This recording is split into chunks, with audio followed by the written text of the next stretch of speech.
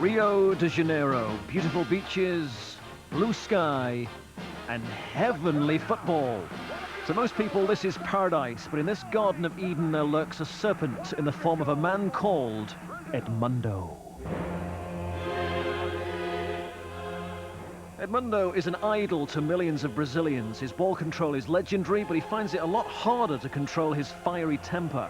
In the last 6 years, he's been banned from the game for a total of 6 months. This incident alone cost him 40 days. He's not stable. He's a little temperamental too. Sometimes they get hot easy. All Brazilian stars have nicknames, and fittingly Edmundo's is the Animal.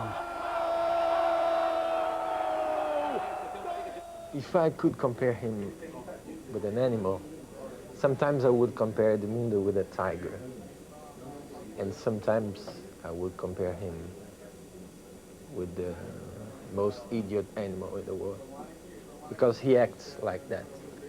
Sometimes he's genius, sometimes he's an idiot. In this game against Sao Paulo, Edmundo insults the opposing team's manager. Things went from bad to worse when the Sao Paulo players joined in, resulting in Edmundo slapping Janino and then trying a jab to the jaw of defender Andre. Soon a full-scale riot erupted in which 6 players were sent off, including, of course, the Animal. As punishment, Edmundo was later banned for 30 days. I think if he just play with a careful outside of the field, no doubt he'll be one of the best players in South America. Falta para o Palmeiras.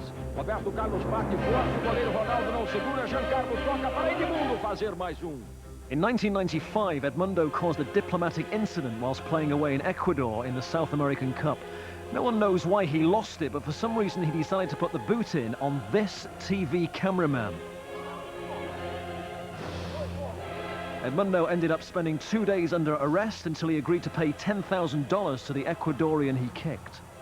People say that when Edmundo arrives at the club, there is happiness, and more happiness when he leaves.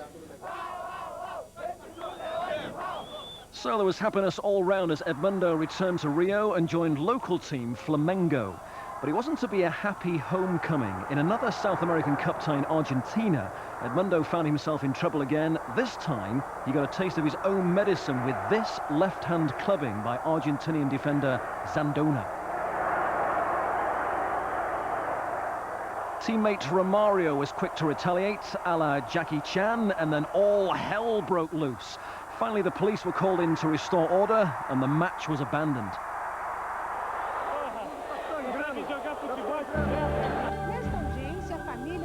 And to make matters worse, after a night out on the town, Edmundo overturned his imported Jeep, ploughing into a Fiat Uno and killing 3 innocent people.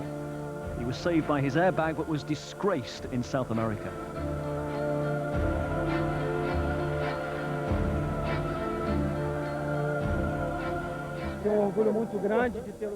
I'm very proud to have him as a friend. I mean, he's a great chap, and I think it's very, very important that we support each other during hard times and bad times, as I did with Edmundo. Edmundo often has very hard times, but thank God we're here to help him and recover and get over very difficult moments in his life. Whilst awaiting trial for the car crash, Edmundo returned to work. He quickly found his form for his new team Vasco da Gama and scored a record-breaking 29 goals in a season to win the Brazilian championships for them.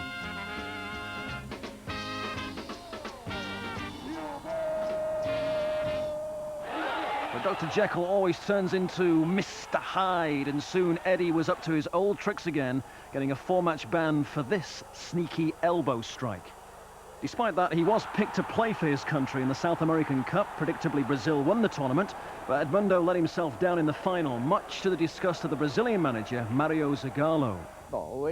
Yeah, I picked Edmundo for the final of the South America Cup, and it was a special game for Brazil since we'd never won the South America Cup away from home. And in that game, Edmundo suddenly decided to punch one of the opposing players.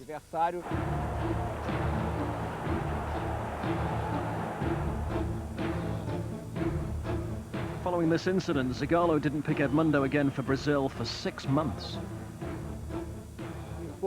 Yeah, I took a great risk in deciding to call him up for the Brazil team again for the World Cup in France. I mean, I picked him because of his great skill, obviously not for his bad attitude, but I called in to see him and I talked to him about all the problems he was causing, and he seemed to get a little bit better after that. At the World Cup in France, the animal only played for 20 minutes in the final once Brazil were already 2-0 down. Subsequently, he blames Zagallo in the press for being corrupted by sponsors Nike. Yeah, the problems that he causes, they're just a way of life for him. His life is full of highs and lows. I mean, not necessarily on the pitch, but off the pitch. Recently, Edmundo's problems have just got a whole lot worse. After 3 years waiting, he's finally been charged with manslaughter for his part in the fatal car crash. He's been sentenced to 4.5 years in prison.